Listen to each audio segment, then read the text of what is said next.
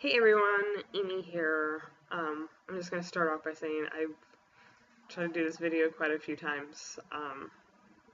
Technological issues, me not, me talking too much, being interrupted by kiddos, all sorts of different things, but I'm going to do this because I want you guys to really understand why. Why am I doing what I'm doing? Why do I want to just help people find health? Why? The answer for me is a pretty plain and simple answer, and that's love. Bottom line, love. There's a passage that resonates with me that says, no matter what I say, what I believe, and what I do, I'm bankrupt without love. Without love, I am bankrupt. And I spent most of my life bankrupt. As a child, I was always wanting love and needed love and craved love. Unfortunately, I wasn't able to get the love that I so desperately needed and wanted.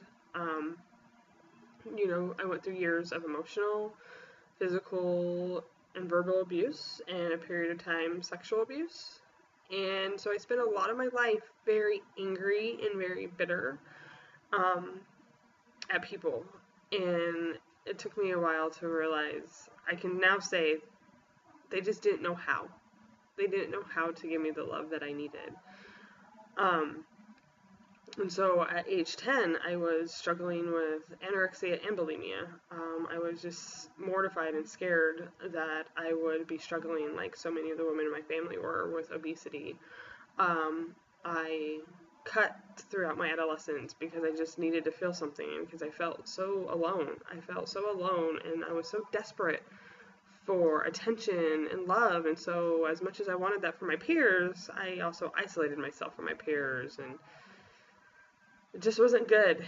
And I just wanted to be part of a team. I wanted to be part of something great. So I joined the Army at 17, and it was the best decision that I made because it helped discipline me. It helped, I was strong, and it was amazing. But I also made some pretty terrible decisions while I was in the Army. None of them leading to like me needing to be kicked out by any means, but it all centered around, again, that emotional stuff that I just kept carrying around since a young age, and that was love. So I sought it in all these wrong places: drugs, alcohol, sex, you name it. That's what I was doing. I was just wanting to feel something, but I was feeling nothing. So at age 19, I was done. I was ready to check out, and I tried to kill myself. But two people were at the right place at the right time. And because of that, I'm here today. And I have two beautiful children, and I have a husband who I actually met right before I got out of the Army, my last year in. And thankfully, thank God, he saw something in me that I wasn't seeing yet. And he went through a lot and endured a lot. And so, we got out of the Army and,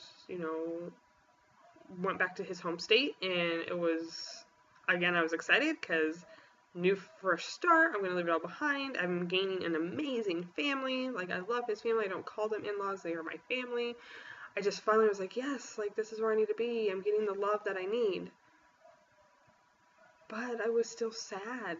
I still felt alone. I still struggled a lot with who am I and what am I supposed to be doing. And so, I tried, and I did. I went to school, and I just kept going and doing all sorts of stuff because I kept focusing on, I just need to do this, and then I'll be fine. I just need to go to school, get my degree, and start doing something I love, and I'll be good.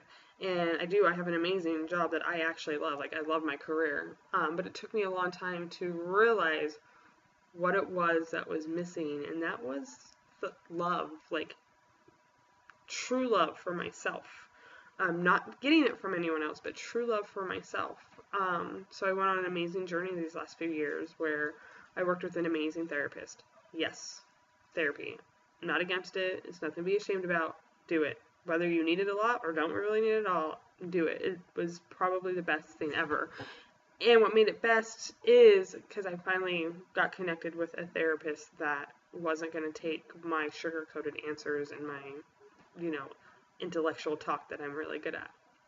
So, on a crazy emotional journey, I finally was able to free myself with his help, with a lot of prayer, and a lot of patience from my husband. I was finally able to let go. I finally was able to not be angry. I was finally able to not be bitter. And I was finally able to forgive. And that was probably the best decision ever that I could have done. And so, but there was still the struggle with my weight. I had these issues with food, just as far as like that was always my comfort. So, before I even started the therapy process, I was like, okay, restrict the calories, work out. I had my first kiddo and I needed to, I was at 196 and I knew I just didn't want to get any bigger. And so all of that worked, and I did different things to work out. I went to a gym that didn't really work out, and I did Beachbody programs, and I loved them, but I did it all on my own. I didn't need anybody else. That was my attitude. Like, I don't need no shake. I don't need that Shakeology stuff, whatever. I don't need no coach, whatever. I don't need a team of people, whatever. That's how I was.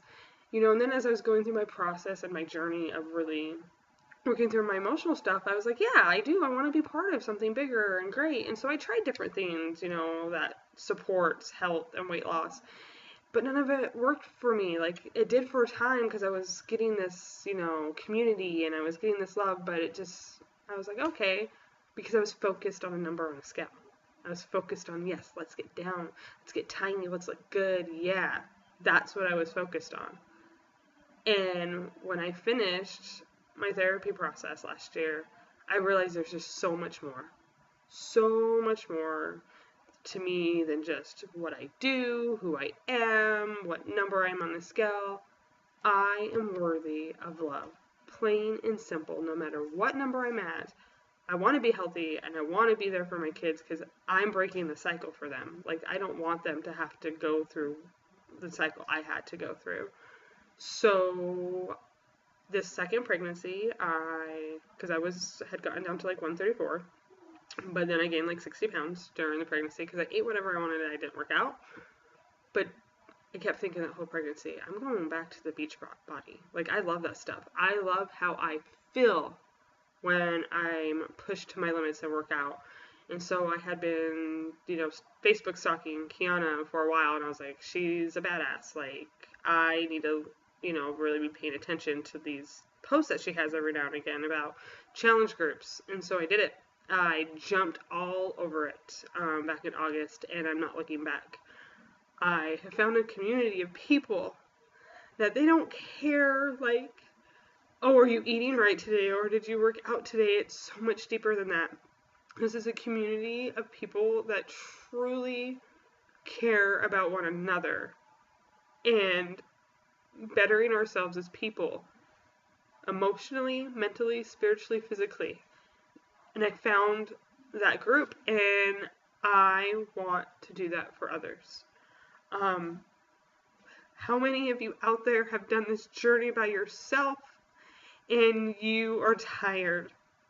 How many of you struggle with feeling worth and love? Because I can tell you right now that I love you. Unconditionally, nothing needed, I love you. Sometimes that's all we need to hear to get it through to the day. To get through the day and move on to the next. That's why I do this. I don't do this because, oh, you need to go look good in your jeans. Yeah, that's an amazing perk. Of course it is. But I'm doing this because I know what it's like to be alone and not feel love. So, if I make a difference, that's amazing.